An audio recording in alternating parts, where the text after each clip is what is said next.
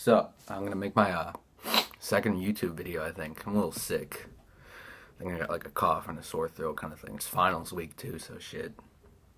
But I only got 2 classes. Whatever, that's not about the video. About the video, like, something that's just been on my mind is the difference between, like, if you're watching this, you probably see the title, and it's gonna be something like why Phil Heath has 6 Olympias and Kai Green hasn't won any.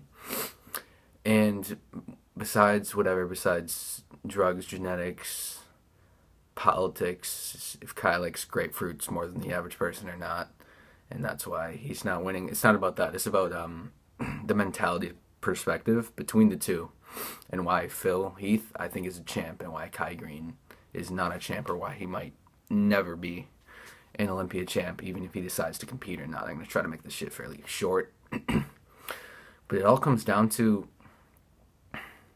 their mentality, like I said.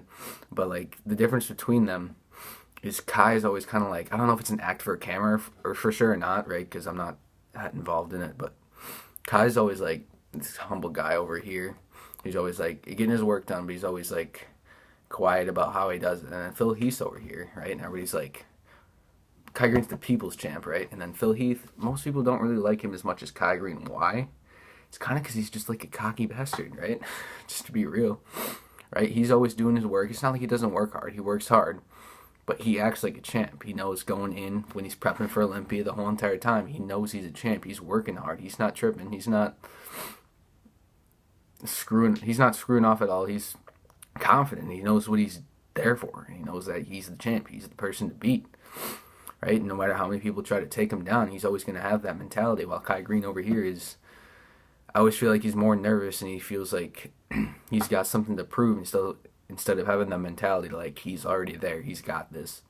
Right? Phil Heath is that. Standing backstage, for example, right? I guess, right, when you're backstage and you're like, you got cortisol rising and you're tripping balls and whatnot, when you're that lean, you have that much muscle, you're not necessarily body composition, but how you look changes quick. You can get more watery, your lines can blur and whatnot. So, like, they're standing before prejudging, and Kai Green is like going nuts. Like, he's got to meditate, and he's like sweating, tripping balls and everything. And then Phil Heath is just like standing there. He's like, I got this shit. I'm not even tripping, dog. Right? The difference between that's enough. That's enough. When it's that close, that's it. Because Phil Heath has that mentality.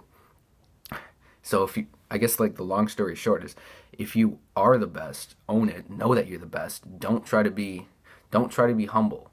As bad as that sounds, some people might not like it, but the people that are the best, same thing with Jeremy Medea. I mean, they might, like, act nice, be humble, kind of for politics, but, like, behind the camera, when they're just talking, they know they're the shit. Michael Jordan, have you heard, like, the stories behind how he went to the other players' locker room, and he was just like, just so you know, you guys are basically screwed. He just said that and walked out, and then he owned it. Why? Because he's the best. He knows that he's the best. So, if you're trying to be the best, you need to act like it.